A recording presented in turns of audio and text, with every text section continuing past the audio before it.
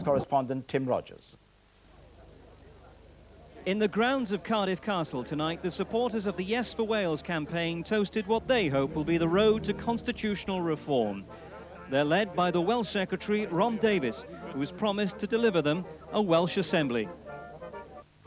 In the Commons this afternoon, he spelled out the details of the White Paper and explained why he intends to hand over most of his powers to a Welsh Assembly.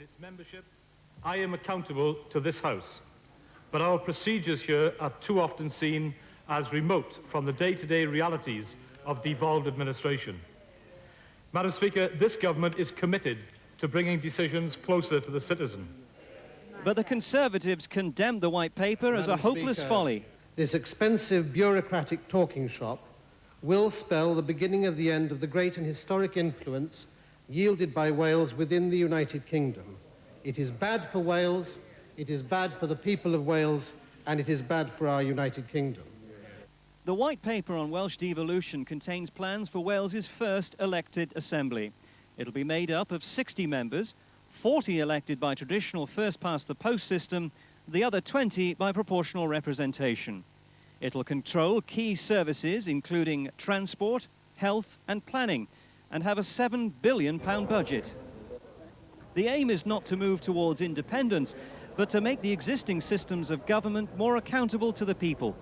To that end, many quangos which carry out public services but are controlled by non-elected officials are being amalgamated or abolished. Labour hopes the money saved will pay for an assembly. At the Royal Welsh Show, Plaid Cymru MP Ieuan Wyn-Jones gave the White Paper his party's blessing. I think that we would want to work positively with those who favour constitutional change to make sure that this Assembly or Parliament is something that the whole of Wales could be proud of. A view shared by the Liberal Democrats. The Liberal Democrats will be campaigning for a yes vote on the 18th of September. From here, what lies ahead is a summer of argument and debate in what will be the most closely fought of the referendum campaigns. Scotland is next, and behind it all, Labour's determination to change the face of Britain. Tim Rogers, News at 10, Cardiff. There was another big political and constitutional initiative from Labour today. It gave the Liberal Democrats a voice in government by putting Paddy Ashdown and others on a new cabinet committee. The committee's first and main function will be to consider constitutional reform. Here's our political editor, Michael Brunson. Over the years, Paddy Ashdown's dreamt of what he thinks may now just be starting. A new kind of politics, he calls it, making common cause across party lines on issues where that's possible. Even before the election, talks between Labour's Robin Cook and the Lib Dems' Bob McLennan had begun to explore constitutional issues, above all, changing the first-past-the-post voting system. And that'll now happen for the next European elections. But Mr Ashdown and those colleagues who appeared alongside him, complete with Paddy's letter to Tony Blair, agreeing to join the new committee, are clearly delighted that they've got a foot in the corridors of power. It's not a talking shop. Look who's on it. This is chaired by the Prime Minister. You could not have had that in any other kind of committee, and it has a number of others on it who are, I think you'd say, the key heavy hitters in Labour. This is going to be treated very seriously by both parties. Mr Ashdown says this is all quite different from the old Lib-Lab pact of 20 years ago, David Steele striking and running into trouble over a deal to prop up two weak parties. Now, says Mr Ashdown, it's two strong parties working together, but that won't, he says, destroy him or his party. There is nothing about this agreement which in any way constrains or holds our hand in criticising this government in the areas where we believe it is failing. It's now known that at his very first cabinet, Tony Blair told ministers that he'd consult the Liberal Democrats as a sign of his commitment to the new politics. I think that the majority of the British people will welcome the fact that we're having a more mature approach to politics rather than the Yahoo confrontational politics which many people do reject. But from some on the left of the Labour Party, a bitter reaction to all this. I'm very disappointed. Labour was elected, the majority, to be the government. The Liberals fought that election on their own programme and policies. They were not elected. They are part of the opposition, and I'm rather nervous that senior Liberal politicians should have direct access to the government and apparently direct pressure on policy. And there's distinct nervousness among some Liberal Democrat MPs too. But the ones who've really opened up on Mr Ashdown tonight are the Tories. Shadow leader Gillian Shepherd says that it's a return to the days of deals in smoke-filled rooms, and she adds Mr Ashdown has sold out his supporters and joined the government. Now, neither Paddy or Tony would agree with that, of course, And the irony is that at the end of all this, the Liberal Democrats may not get what they really want, which is PR for the Westminster Parliament. Michael Brunson, News at 10, Westminster. An Italian military court sentenced a former Nazi SS captain Erich Priebke to 15 years jail today for his part in a massacre of civilians in Italy's worst wartime atrocity. Priebke, who is 83, will serve only 5 years, of which he's already done 3.5. Andrew Simmons reports. 83 years old, yet composed throughout, Erich Priebke, former Nazi SS captain, had maintained one defence all along, that he had to obey orders or face the firing squad.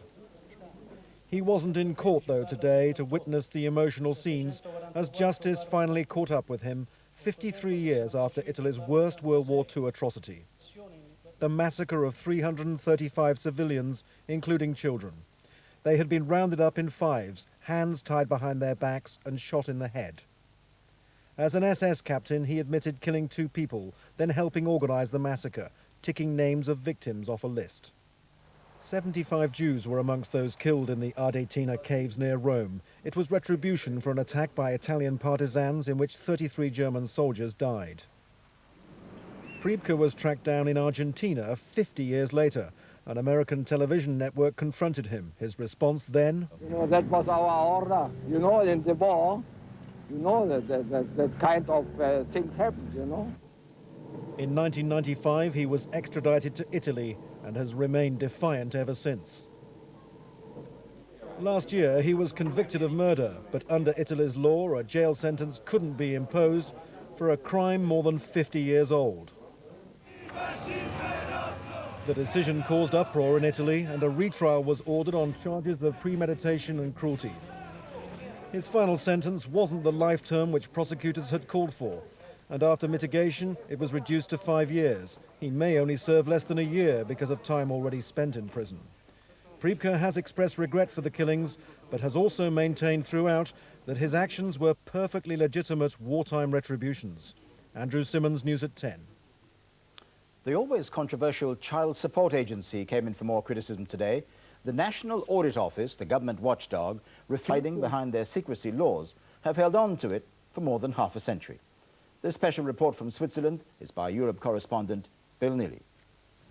There aren't many left. Jews who lived through the Holocaust and survived. These Swiss women were lucky then, but they're angry today. From Auschwitz, you didn't have any paper. They're angry, they say, that Swiss banks have effectively hidden money deposited by Jews, refusing to pay it back, refusing to come clean until now. My opinion is that they should have paid it years ago, 50 years ago, because most people died in the meantime, and there are only a few survivors left. Tomorrow, 50 years of Swiss banking secrecy will end, when they publish the names of Jews who had accounts before the war, whose money they have never released.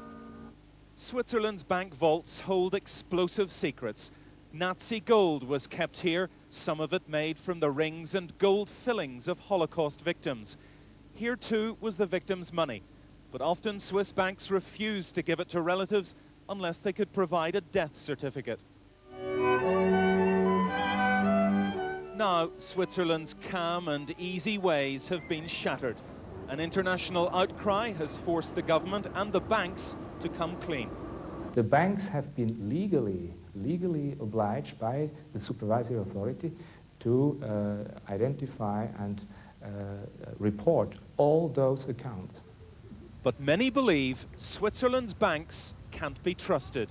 The Swiss banks once claimed they had no relevant records or documentation from before the war. Until it was discovered, they were shredding them. Last year, they said they had searched their unclaimed accounts and could find only £3,000 belonging to Holocaust victims. After a year of international pressure, they came up with another £7 million this month. This Swiss MP says the banks have lied and will lie tomorrow. I think they are still lying, going on lying in publishing only part of the names, you know. And I think what the big Swiss banks, the great Swiss banks, will hope for is that they can meet this international pressure by just publishing some of the names. Should the international community then trust the Swiss banks when they publish this list? No, not at all. I think this is the world of money-making at any cost, of lying if it's useful to them, and I think one cannot trust in any way the Swiss banks. Many Jews don't and aren't waiting for tomorrow's list. In London, Sebastian Kornhauser, whose grandfather deposited money in Switzerland during the Holocaust and who hasn't been able to reclaim it, is campaigning against Switzerland's banks. If anybody's family was murdered and their assets were stolen from, what rights have the governments got to detain these assets? They have no right. No right at all. And I feel it is my duty to reclaim what was rightfully my family's. For some, it is too late. For others, tomorrow's list of names will answer 50 years of questions and shed light on some of Switzerland's darkest secrets. Bill Neely, News at 10, Bern, Switzerland. Football.